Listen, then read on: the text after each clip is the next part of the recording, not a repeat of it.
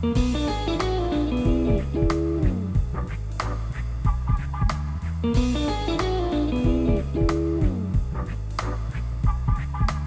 it going there, everybody? It's Mr. Zan over here bringing you guys a brand new One Piece anime discussion. And for today's segment, guys, we're going to be talking about One Piece anime episode 772. Yes, folks, this episode was fairly entertaining, but in the bright side of things, this episode was more or less looking more into the past backstories of Nekomamushi and Inuarashi, as we get to learn that they were part, or actually we already all knew about that they were part of Roger's crew, but the thing that I even myself had forgotten that they were part of Whitebeard's crew. That myself, I was kind of a little mind blown because I literally forgot about that in the manga, honestly, and I was like thinking, oh my god, you know, they're part of White, but actually the thing about that also really shocked me is that they were first part of Whitebeard's crew, and then they moved on to be onto Roger's crew, and that really kind of changes a lot of aspects because that goes along to say that it really dwells into the lore itself of the One Piece universe, folks, because Nekomamushi and Inuarashi, these two people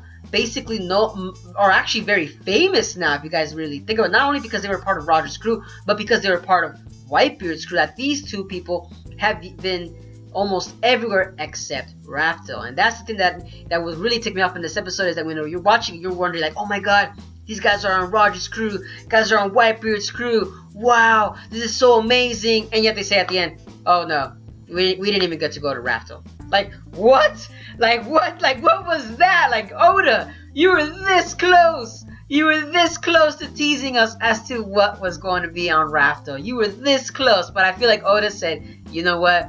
Let me just tease the viewers just enough, just to be on the tiny brink. You guys are like, more, we want more, we want, just to be on that tip of the iceberg. And then it says, no, I think you guys had enough, because after that, you guys wouldn't want to keep following the One Piece story.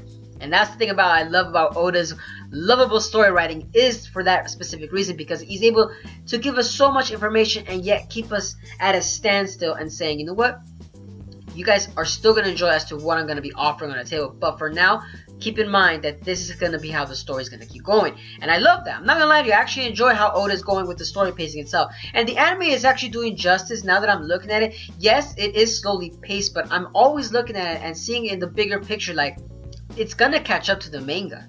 So right now, it's actually doing pretty good. And honestly, all of this that's been going on, this is all canon too. So I actually think that this is the way that One Piece is going at its direction right now, is actually going pretty well in my terms of how the anime is going, with the direction that's heading to after this arc that's about to be finished. Because now we're actually nearing the end of the Zou Island arc, because we actually get to see Jack finally make an appearance. As many of you guys already know as to how Zou Island's arc finishes, we all are aware that Jack is still the primary antagonist of the Zou Island arc, and he's still not done. He still hasn't finished business in this episode. And speaking of which, you guys are not gonna believe what's gonna happen in the next episode, because the episode, it does end with Jack still near the shorelines of Zunisha herself. And I'm thinking like, oh, they're gonna save the best parts for last. And I'm thinking it's either gonna be the next episode or the following episode, with all the action's gonna be all pumped up in your face. And I'm hoping that it's gonna be either the next episode, because there is gonna be a lot of action sequences that's gonna be involved, and not only action sequences, but more or less to say, is going to be more lore involved as to what's going to happen between now and the next island that's going to be evolving over. So I think that most of the action is going to be involving is going to be the episode that's following the next one that's going to be. So in 2 more weeks, we're finally going to see some pumped up action. But for the next episode, it might be more or less to say a little bit more storytelling involved. But nonetheless, though, guys, this episode was still entertaining, because like I said, though, it was all about Nekomamushi and Inuarashi telling their backstories onto who they met, who and what kind of position they're kind of being themselves in the new world themselves. And many of you viewers already know that Inuarashi and Nekomamushi are always on the top brink of the epitome of coolness right there. Honestly, I love these two characters. They're so awesome, but yet I just hate the fact that Jack really not decapitated, but like you could say just brutally axed one of their arms, or just left them as cripples right there. And I just hate that fact, because these two characters would have been powerhouses in Luffy's armada against Kaido. And in this episode, we're actually seeing that Luffy is now finally going to start leaving Zou Island, as this episode is now going to take suit as to following what the next island is going to be, because Luffy said, if I believe he said to Raizo and Kinemon, that before we start fighting Kaido, let me go get Sanji first. And that's where every viewer is going to be like, oh yeah, that's right, Sanji. Well, what happened to him? Yeah, guys, can't forget about Sanji, because Sanji is an important person, because even Luffy has said that he's worth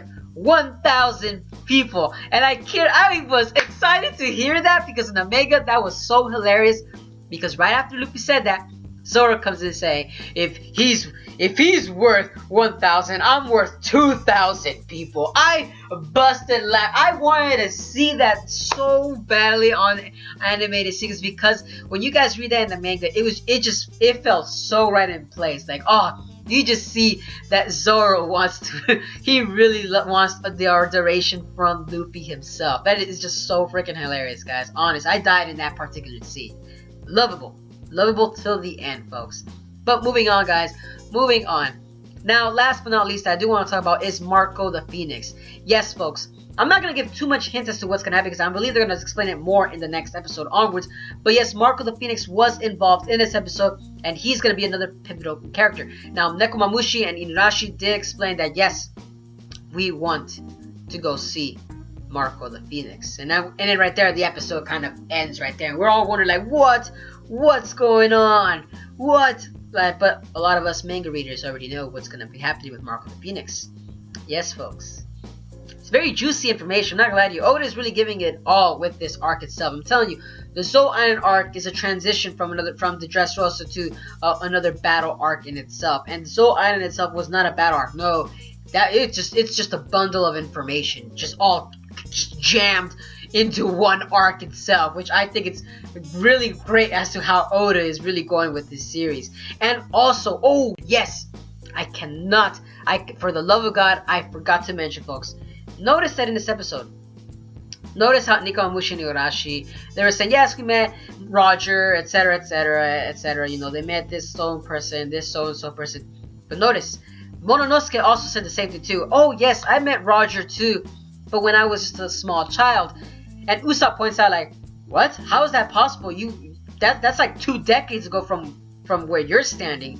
And I just, like, and they move on, they transition to another scene, which I think to myself, whoa, that's like a huge plot line right there. It's definitely a plot line, but it goes on to say as to, what if Momonosuke is really like a 40-year-old or a 30-year-old?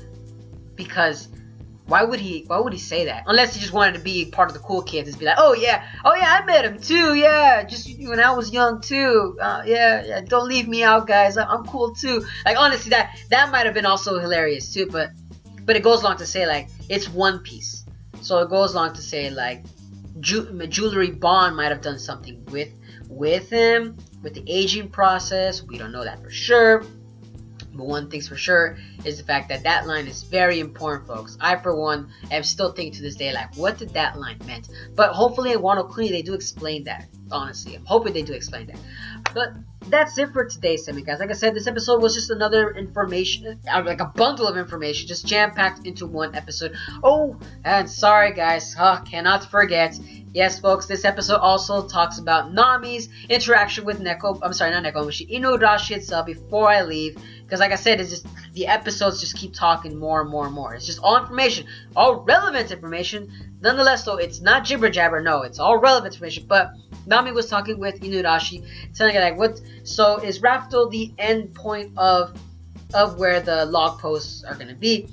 And Inuarashi kind of basically said, you know, summing up, like, the whole, like, 20-minute video into, like, this 10-minute video I'm trying to do, is that, yes, there is a raft, there is an ending point, but you guys have to be aware that you have to go beyond the end.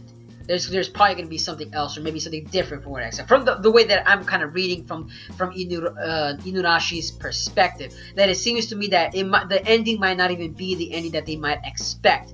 That's the way I'm seeing, because he was telling Nami that you know, follow the log posts and they'll still guide you to the end. And Nami was kind of contradicting it at first, because she's still believing that the fact that, you know, why do we need to follow the log posts if we have to follow the 4 road poneglyphs. It doesn't make any sense. But to me, it feels like they have to be both connected. You have to find the road poneglyphs, and you have to follow the log posts. Maybe that's what Inurashi was trying to explain to her as well, that you have to go with your gut too at the same time. Like it was kind of an open-ended situation too at the same time, because like to me it felt like he was kind of being ambiguous with the ending, like as if like Oda didn't want to explain too much into detail as to what really there is at the end of the Grand Line. Like I said, it's all open-ended discussions with Rapto itself. But like I said, that's it for today's segment. Like I said, that's it. Nothing else to talk about. I should have laid down all the lines right there. But let me know down in the comments below as to what you guys' thoughts on the anime episode itself. Did you guys enjoy this episode? Did you guys expecting Zou Island to be better or worse? Or did you guys find it enjoyable? Like to me, honestly, I feel like the anime itself is still enjoyable to the very end. But let me know. I want to hear your thoughts, guys. Let me know down in the comments. And as always, guys, if you guys enjoy my content, give a like, comment, share, and subscribe for more One Piece anime discussions. And as always, guys, have a wonderful day. But this is Mr. Zen, signing out.